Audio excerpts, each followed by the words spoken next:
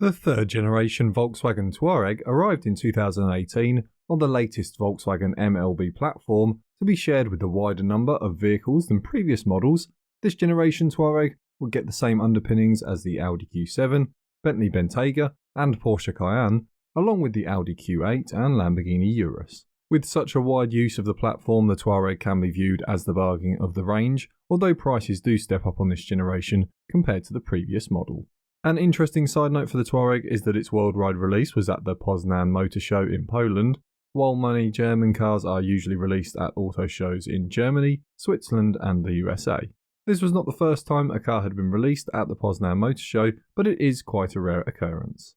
For those that recently watched the best in generation video of the Touareg on the channel, you'll know that the diesel options remain for many world and European markets in this generation, but the hybrid and smaller petrol engines of the Volkswagen Group also join the mix, but I'll come on to engines later in the guide. One of the more notable aspects of the third generation was Volkswagen's introduction of the R model. There had been the R50 diesel V10 in the first generation, followed by powerful diesel models, but a dedicated R model with exhaust, R paintwork and styling. The hybrid engine in the model was offered in other specifications in different states of tune, and generally the R model is quite rare. Used buyers should note that sales across markets were good, but lack some of the highlight years of the second generation model, although there is a double whammy of factors going against this generation Touareg. Firstly, it is removed from sale in the USA and Canada at the end of the second generation and replaced with the Volkswagen Atlas, and so the third gen model isn't sold there. Then the worldwide pandemic hits 2 years into sales. However, key markets outside of Europe like Australia are notable for their continued interest and relatively strong sales of this model in its third generation. A facelift is released in 2023 to move the Touareg in line with Volkswagen's latest styling. The additions add illuminated badges so that you can show off your VW badge because, for one reason or another, VW felt that that was the top of the list of demands from customers. It also added several safety features and tweaked the suspension along with infotainment upgrades, but overall changes were mainly in looks and most powertrains and driving dynamics were kept as before. Now whichever model you go for, you'll get an 8-speed transmission and the ability to tow 3,500 kilograms, a bonus for those wanting a plug-in hybrid, but finding many are restricted in tow capacity. Moving on to safety, and it's no big surprise, a full 5 stars at Euro NCAP in 2018 when this model was tested, although surprisingly Volkswagen did not retest the facelift model, which arrived shortly after NCAP changed their testing rules, and so the rating has now expired. Now onto the common faults, and a reminder to like and subscribe, but also check out the website for handy tips on car buying and car reviews. First up on your checklist should be the TPMS system. This system exists to warn of a flat tyre, but owners of 2018 and 2019 cars have advised that the system can send a consistent warning that all tyres are too low on pressure, and even if you increase the air pressure above the recommended amount, it will still advise that they are too low. This was a tricky and for a few owners costly repair, so don't let it be brushed off as a cheap sensor by a seller. If that was the problem, the seller would probably have fixed it already. Pre-facelift cars equipped with night vision will give a warning that the system is not functioning, and this system exists to help warn drivers of hazards. If paired with matrix LED headlights, they should illuminate a potential hazard, or if the system feels necessary, it will brake if it feels an imminent danger. A worthy upgrade if you live somewhere with larger wildlife, but an expensive annoyance when it goes wrong, or worse, doesn't avoid a collision. When going to view a potential purchase, make sure you check all drive modes function and the LED illuminates under each drive mode and it shows active on the dash display. Several owners found the drive mode select system to fail entirely. The plus side is it usually left the car in regular mode rather than crawl mode for off-road, but fixing this issue outside of warranty usually requires replacement. A variety of software faults that cannot be solved without an update have been a widespread complaint of owners that don't live near their dealer. Most of the time the issue is fixed straight away, but owners having to wait at a dealer for an hour or so for this to be done found it an inconvenience they could do without. As these are all 8-speed gearboxes, a quick run through the gears, both from fast acceleration and quick downshifts in deceleration is advised. Fortunately, gearbox issues are rare on the third gen cars, with only some cars reporting a problem.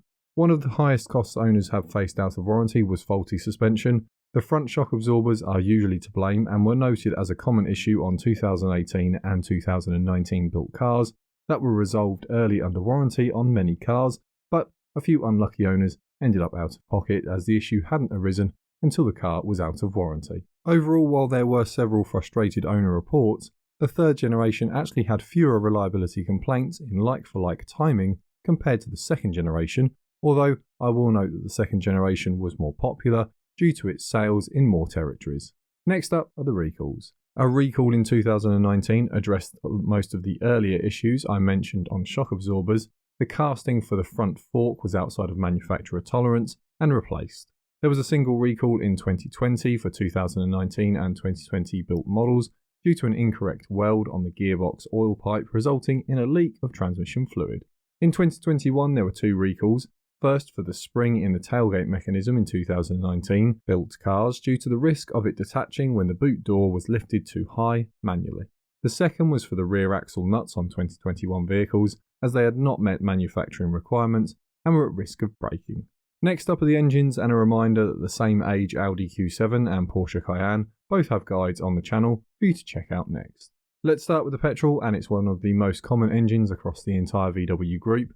The 2-litre EA888 turbo petrol engines make 248 brake horsepower with an average of 25.9 miles per gallon or 10.9 litres per 100 kilometres, and it is not a common engine for this car as the 3-litre engine is dominant. However, markets that have the tax limitations on engine size do love the 2-litre model. As it is rare, there aren't enough reports to give good reliability data on the Touareg, but overall the EA888 is generally reliable in other VW models, and there isn't any reason why the Touareg should be different. However, note the engine needs to be serviced on time, extended service intervals are not advised on this engine, and it can cause problems further down the line. Then there is the 3-litre V6 engine fitted more widely across the world and paired with a battery in the hybrid models under code DCBE. Non-hybrid models make 335 brake horsepower and officially average 25.4 miles per gallon or 11.12 litres per 100 kilometres. The hybrid models have 376 brake horsepower with a battery range of 29 miles or 48 kilometres. The 3-litre engine is used in both Audi and Porsche in different variations of power and hybrid assist. The non-hybrid models have reports of 150,000 miles without any cost aside from servicing, thanks to several advancements made as this generation vehicle was coming to market. Thermostats were usually the first thing to break as mileage increased, but fortunately these were fairly easy to repair and specialists were able to spot one that was soon to fail before it did, meaning owners had a slightly higher bill than they were expecting for their service, but weren't left broken down. Looking into reports of the hybrid system, battery longevity is a concern for some, especially in colder climates, as they struggle to get the officially tested range until spring and then see it drop off again during autumn into winter. But actual failures of the whole system are quite rare.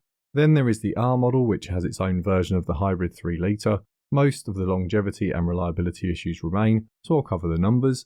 Horsepower increases to a combined 456 brake horsepower, and the range is increased to 31 miles or 50 kilometres.